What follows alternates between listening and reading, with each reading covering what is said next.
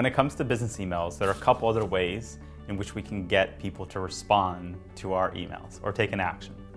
The first, and a very simple way that we often overlook, is to reference someone that you know in common in the subject line or at the beginning of an email.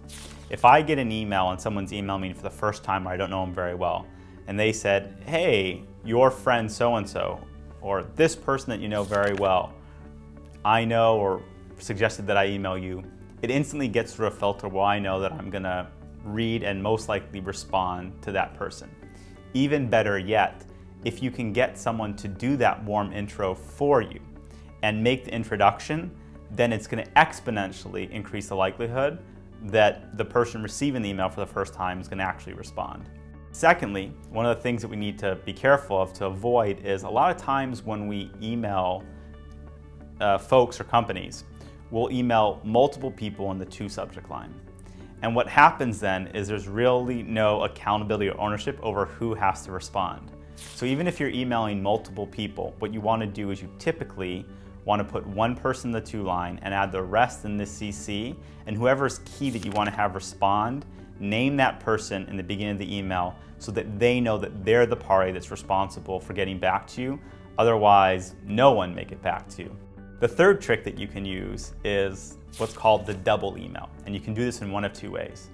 The first is after you send an email, you send a very quick follow-up note that may just have a subject line saying and ... and put in one extra brief point.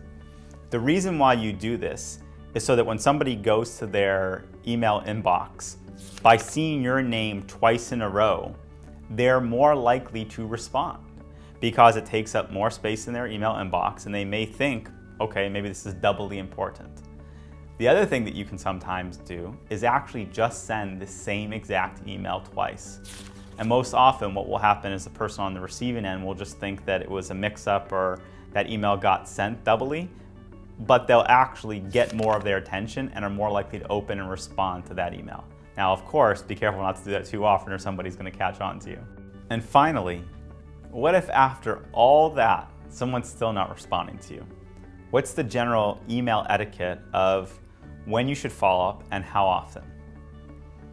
The basic rule of thumb is that when it comes to business email, if somebody doesn't get back to you, keep emailing them until they respond to you with, I'm not interested, doesn't work at this time, or what you may be surprised is a very common response is, hey, I'm so sorry it took me so long to get back to you.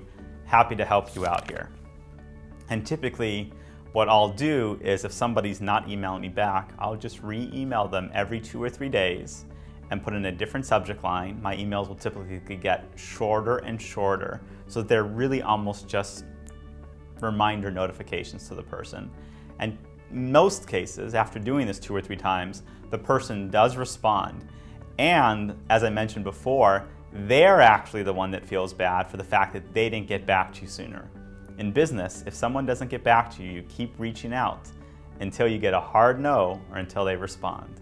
And if you follow those rules, you're definitely going to have the best chances of getting people to respond, engage with you over business email so that you can get the things you need done.